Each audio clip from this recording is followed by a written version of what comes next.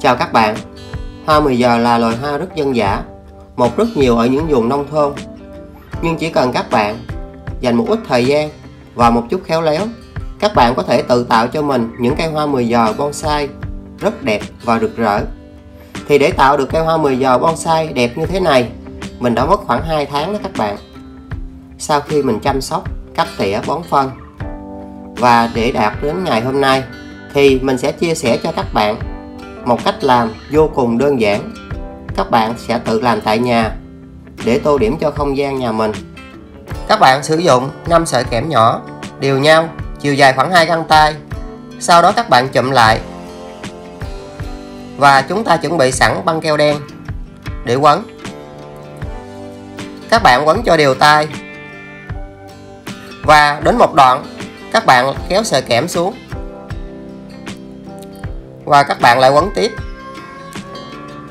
Đến một đoạn các bạn lại kéo sợi kẽm xuống. Thì với cách làm này sẽ giúp cho cây hoa 10 giờ bonsai của chúng ta rất vững chắc vì đã có kẽm định hình. Sau đó các bạn tiếp tục quấn và tới phần này là cuối cùng rồi. Các bạn lại kéo kẽm xuống. Khi đã xong, các bạn dùng thuốc vít bẻ cong tròn từng sợi kẽm lại. Vì với cách làm này sẽ giúp cho hoa 10 giờ bonsai của chúng ta khi trồng lên sẽ có phần giá đỡ, thì cây sẽ rất là chắc chắn và đẹp. Các bạn quấn đều lại hết luôn. Chỉ còn phần ngọn nữa là xong. Sau khi đã quấn xong, các bạn chỉnh sửa sơ lại. Các bạn có thể tự tạo thành những dáng bonsai nào mà mình yêu thích nhất. Vì với kẽm các bạn có thể thoải mái tạo dáng. Và khi mà đã tạo dáng rồi, các bạn trồng hoa 10 giờ vào thì nó đã có cái phần kẽm định hình. Do đó cây hoa 10 giờ bonsai của các bạn rất đẹp. Và phần chân đế thì các bạn dùng kìm, các bạn bẻ từng sợi kẽm xuống. Vì với mục đích mình làm phần chân đế như thế này, để khi các bạn trồng cây hoa bonsai 10 giờ vào chậu thì cây sẽ không có hiện tượng lung lắc. Lúc đó sẽ giúp cho cây hoa bonsai của chúng ta mau ra rễ và sẽ phát triển tốt hơn. Sau khi các bạn đã tạo xong phần kẽm định hình rồi, mình sẽ chuẩn bị sẵn khóm hoa 10 giờ để trồng. Thì trên mỗi một cái tán cây các bạn chuẩn bị sẵn 4 cho tới 5 cây hoa 10 giờ các bạn bỏ vào. Vì có phần giá đỡ rồi, các bạn chỉ bỏ vào và chúng ta dùng sợi kẽm nhỏ các bạn quấn. Rất dễ phải không các bạn? Và chúng ta lại tiếp tục bỏ cái phần khóm thứ hai vào và các bạn lại quấn. Vì đã có kẽm định hình rồi, do đó các bạn rất dễ tạo dáng. Và chúng ta thực hiện những khóm hoa còn lại. Và các bạn sẽ có được cây hoa 10 giờ bonsai theo dáng từ nhỏ cho đến lớn, nhìn rất hài hòa mà không sợ bị mất dáng cây hoa bonsai của mình. Các bạn lại quấn lại và sau đó chúng ta lại cho khóm hoa 10 giờ vào. Các bạn làm từ từ thôi, vì hoa 10 giờ rất giòn và dễ gãy. Do đó khi mình quấn mình phải nương tay một tí. Và đây là phần cuối cùng, các bạn cũng cho vào và mình tiếp tục quấn. Thì các bạn thấy phần trên nhỏ và những cái phần ở dưới từ từ to lên, thì sẽ giúp cho cây hoa bonsai 10 giờ của chúng ta rất hài hòa và đẹp. Phần gốc các bạn quấn lại luôn. Sau khi quấn kẽm xong, các bạn dùng kéo cắt tỉa từng tán cây bonsai 10 giờ của chúng ta và cắt luôn phần gốc để giúp cho cây bonsai trở nên gọn gàng hơn.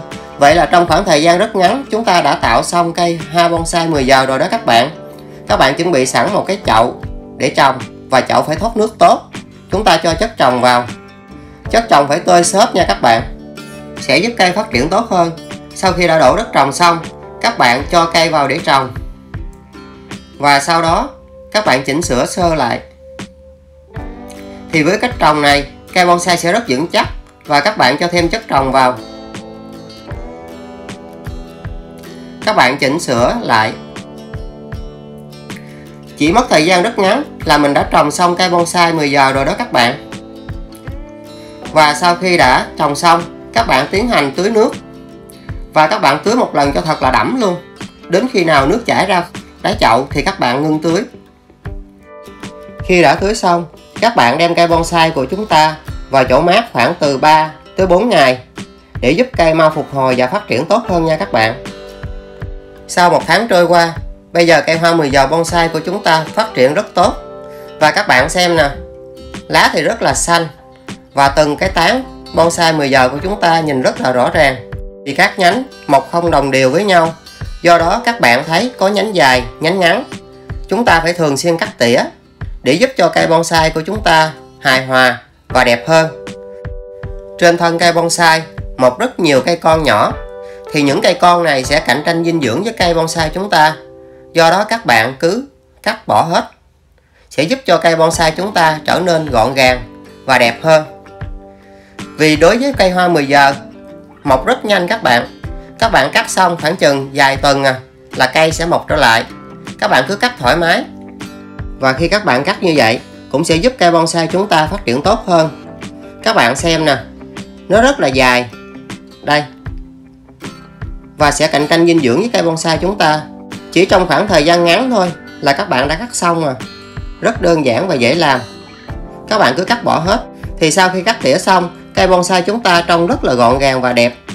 Thì trong quá trình trồng, các bạn cứ cắt tỉa thường xuyên sẽ tạo thành nhiều nhánh hơn và sẽ có nhiều nụ hơn, giúp cây bonsai chúng ta rất là rực rỡ. Và ánh sáng sẽ quang hợp từ cái tàn nhỏ cho tới tàn lớn cuối cùng, sẽ giúp cho chậu bonsai của chúng ta hài hòa và đẹp hơn. Các bạn có thể dùng sỏi trắng để trang trí chậu bonsai của chúng ta, và các bạn rải đều lên lớp mặt với một lớp mỏng thôi, đừng có nhiều quá nha các bạn. Vì đối với sỏi trắng mà các bạn rải nhiều thì sau khi các bạn rải xong sẽ rất là khó để bón phân. Do đó mình rải ít thôi. 1 tháng trôi qua tiếp theo thì bây giờ chậu hoa bonsai 10 giờ của chúng ta đã nở hoa rất là đẹp và rực rỡ. Do cắt tỉa thường xuyên, các bạn sẽ thấy những tán cây của hoa 10 giờ bonsai trông rất rõ ràng và đẹp. Và cũng nhờ quá trình cắt tỉa thường xuyên, các bạn sẽ có được nhiều hoa hơn. Và đối với hoa 10 giờ bonsai chúng ta trồng, các bạn đừng vô phân nhiều quá. Vì khi các bạn vô phân nhiều sẽ phát triển về phần lá nhiều hơn. Do đó các bạn vô với một cái lượng phân vừa đủ để giúp cho cây hoa bonsai chúng ta gọn gàng và ít có lá hơn. Và cũng trong quá trình trồng thì các bạn nhớ để cây ngoài nắng 100%. Đối với hoa 10 giờ bonsai chúng ta không thể nào để trong mát. Vì khi các bạn để trong mát, cây hoa 10 giờ bonsai sẽ không đẹp và không rực rỡ.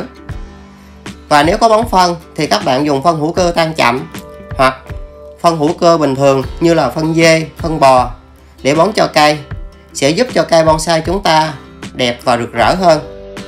Tuy hoa 10 giờ là loài hoa sáng nở và chiều tàn, nhưng trên cây hoa 10 giờ lúc nào các bạn cũng thấy hoa rất là rực rỡ, vì những bông hoa đã tàn đi sẽ được thay thế bằng những bông hoa mới đẹp hơn. Và các bạn nhớ thường xuyên cắt tỉa sẽ giúp cho cây hoa 10 giờ của chúng ta nhiều hoa hơn và rực rỡ hơn nha các bạn. Vậy là mình đã chia sẻ cho các bạn cách làm bonsai hoa 10 giờ với một cách làm rất là đơn giản. Chỉ bằng những thanh kẽm nhỏ, các bạn có thể tự tạo cho mình những cây bonsai theo ý thích.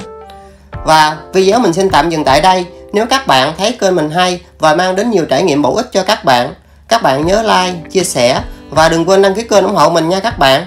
Mình sẽ tạo nhiều clip bonsai hoa 10 giờ đẹp hơn, hay hơn cho các bạn xem. Và bây giờ thì xin chào và hẹn gặp lại.